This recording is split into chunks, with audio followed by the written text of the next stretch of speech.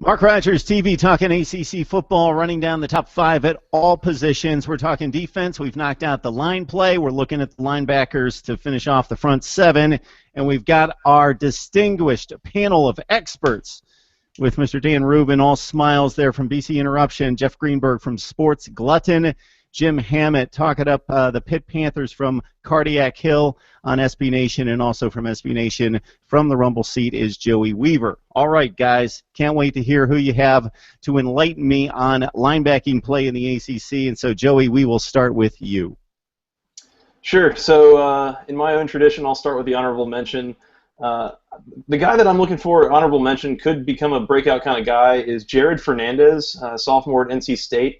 As a true freshman, he had 78 tackles, did some really good things there. I don't feel like he got a ton of attention, but would definitely be a guy to watch moving forward. Moving into my top 5, I'm going to go to a school I didn't really think I'd be going to in this list and go to Wake Forest for Brandon Chubb. Pretty big inside linebacker prospect moving into the draft next year. Had 109 tackles last year. Really, as much as they kind of take a lot of grief from the rest of us, that defense is actually fairly good last year, and I think he's a reasonable part of that. So definitely got to watch. Number 4, I've got Terrance Smith out of Louisville. Had 86 tackles last year. Another very productive guy to keep an eye on. Could be a force in that defense. I'm going to stay with Louisville. Or excuse me. Terrance Smith is out of Florida State. I think I messed that up. Number 3, I'm going to Louisville for Keith Kelsey. 87 tackles, but also added 6 sacks from that outside linebacker pass rushing position. Definitely a guy that's going to be a force and a big deal in that 3-4 defense that they're continuing to run there with Todd Grantham up there at Louisville. Number 2, staying at home, picking my guy, P.J. Davis. Was 5th in the conference last year with 119 tackles and actually led the conference with 82 solo tackles. Added 4 sacks, added 8.5 tackles for a loss. A very high-energy player. That does a lot of things, and actually they've had to do a lot of maturing with him of making sure that he actually plays within the scheme of the defense rather than just kind of running around doing things. I think they referred to him as a cowboy there for a little bit, but a very impactful guy that can do a lot. Is going to be an important player on that defense. And then number 1, I've got Reggie Northrup out of Florida State. I believe one of the top tacklers in the ACC last year was, I think, 4th overall with 122 tackles. If anything is going to work for that Florida State defense this year, they're replacing a lot of the defensive line. So I think the linebackers, mainly Smith and Northrup, are going to be a really big deal in Tallahassee if that defense is going to be back anywhere near where it has been the last couple of years. Yeah, unfortunately for Northrup, he tore his ACL during the Rose Bowl. He should be okay for this year, but he's coming back after leading, as you mentioned, Florida State with 122 tackles. All right, Jim, what can you tell us about your top 5? All right, I'm going off the books a little bit here. I'm going to go, I'm probably going to butcher his name, Jeff Schautner from North Carolina. Kind of has that Clay Matthews hair going on, former walk-on, led the team in tackles, 6 tackles for loss. He seems like a likable player, even though he's a Carolina guy, so he's my number 5. Number 4, I'm going to go with Deon, Clarke, senior out of Virginia Tech. 11 tackles for loss, 5 sacks. 74 tackles overall. Just another big part of that Virginia Tech, which is shaping up to be an excellent defense by the looks of it. 3, I'm going to go with Chubb out of Wake Forest. 88 tackles on the season, 7.3 tackles per game. That was, I believe, in the top 12 of the ACC this past season. 2, I'm going to go with P.J. Davis, Georgia Tech, 8.5 tackles for loss, led the team in tackles. And 1, I'm going to go with Keith Kelsey, junior out of Louisville, 6 sacks. Again, I think Louisville is shaping up. They're also going to have a pretty solid defense this year as well. So, Jim, if I get your metrics straight, you take like the 18th best linebacker in the ACC and they vault to number 5 if they've got the good-looking hair. Hey, whatever works, Worth about 13 spots, probably, something in that range. He seems all right to me. All right, good stuff. You got to know that the hair is one of the most important parts of a good linebacker. Look good, play good. It seems to work. It seems to work from some guys. No doubt about that. All right, we've heard from Joey and Jeff. We got Dan talking BC and the rest of the ACC here. Dan, I expect a big linebacking prospect out of BC here. Well, it's funny is that when I was doing my top five, I actually didn't have a Boston College guy on the board, but that's because I put my list together 2 days ago, and then Kelby Brown, who was my number one guy, got knocked out for the season with another torn ACL. So my list, I'm actually shotgunning off the top of my head right now because I just realized looking down at it that Kelby Brown is his career is essentially over with another torn ACL. So. Which is too bad because he was by far one of the best linebackers in the league. He was coming back from a torn ACL as it was, so he was a guy, and I honorably mention him because I had him at number one, and then his torn ACL wiped out his season. So I'll start from the bottom and work my way up. Off the board, I had gone with Terrance Smith, who I think was mentioned as an honorable mention, who hasn't been listed in the top five yet. He's returning as a fifth-year senior. He's a big dude, 6'4", 220 pounds. He's made a ton of starts. That type of experience is going to help because Florida State in transition a little bit, but a guy like Smith, he's really going to form the backbone of that type of unit.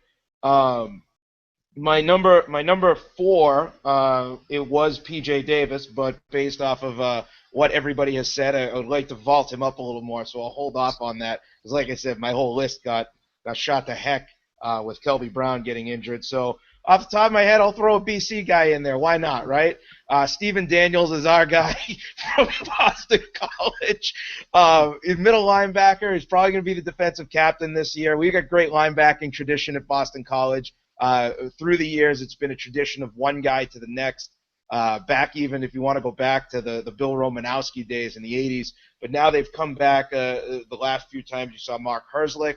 Herzlich transitioned to Luke Kuechly. Kuechly transitioned to Nick Clancy. And Steele DeVito, who has by far the best linebacking name of anybody I've ever seen. And Steele DeVito transitioned to Stephen Daniels. Daniels is really going to be the guy this year. So I'll put him in the list. Because, like I said, I had to throw someone in there that wasn't there. I had Northrup at number 3 for the reasons that are mentioned. I think he's going to be back to full form. I don't think he's going to miss any time, even after he was injured during the bowl game. I think he's just an all-around fantastic player.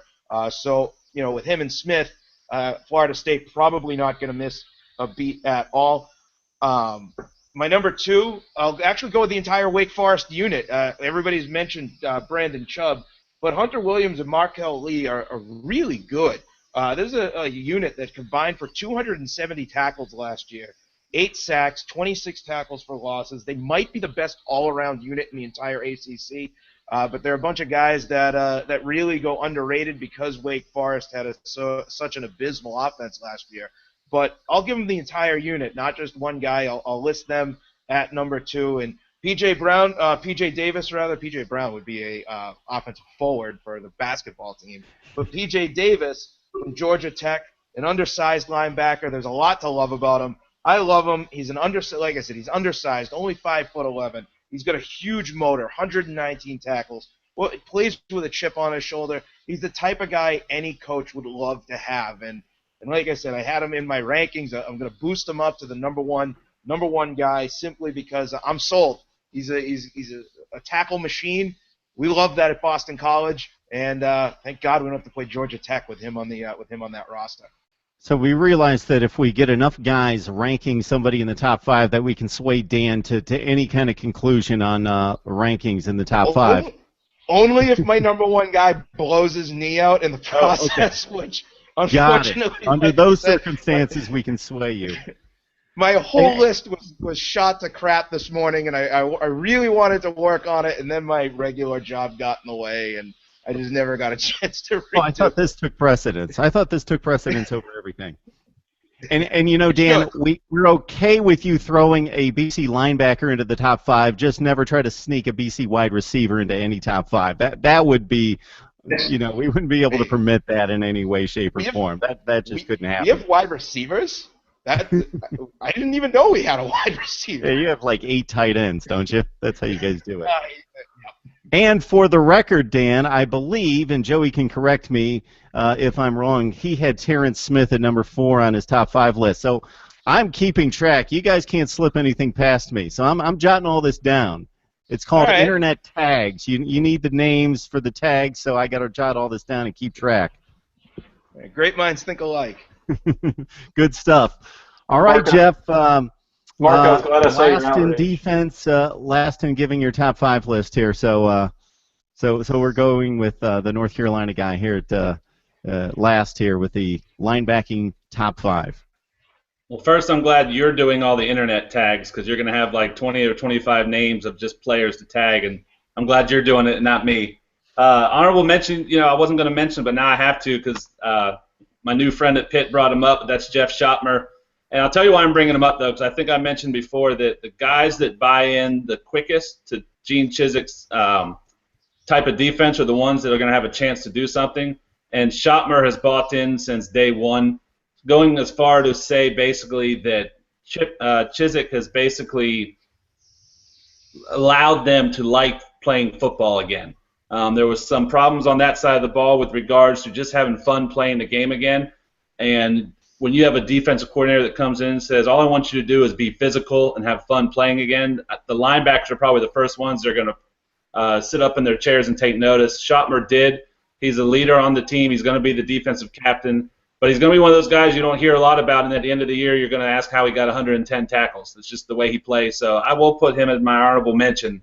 But moving into the top 5, Brandon Chubb out of Wake Forest is going to be my number 5 linebacker. He obviously also has a very successful brother running the ball down at Georgia Tech, so the athleticism within that, or not Georgia Tech, Georgia, excuse me, sorry, don't like that mistake for our new friend at Georgia Tech as well. But the bloodline is good. Anybody that's getting 109 tackles is fine by me, although I will say that unit got 270 tackles, as Dan mentioned, but I think that says a lot about their defensive line too. So, but their linebackers are good.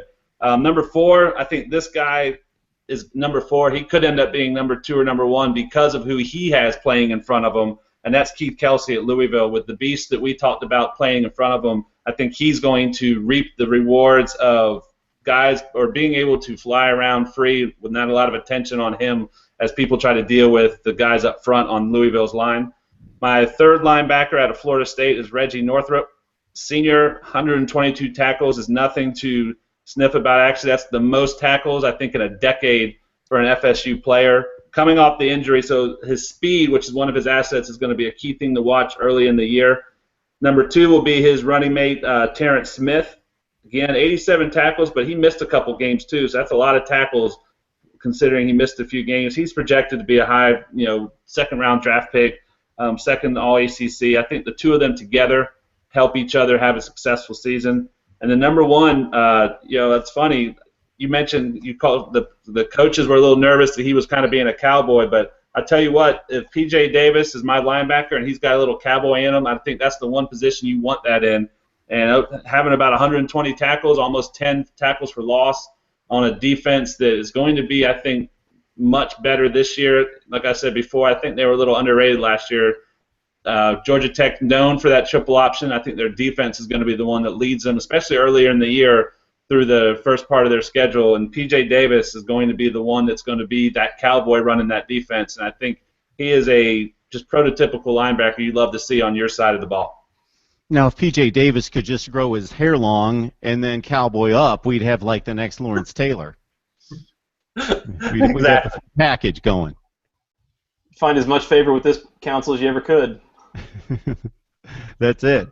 That's it right there. All right, guys, we've knocked out a ton of top 5 videos, and my mind's pretty much mush with all the top 5 videos I've done with every conference. So I don't know who we've got left to do in the ACC, but if we've got anybody left, I think we probably have corners and safeties to talk about at some point. So I'll hopefully get you guys back on here, and if not, we'll be talking a lot of football next month as we get into August camp, and hopefully we can do the same sort of thing as kind of a season preview for the ACC in 2015. Guys, I appreciate the information and the insight as always. Thank you. Thanks, Mark.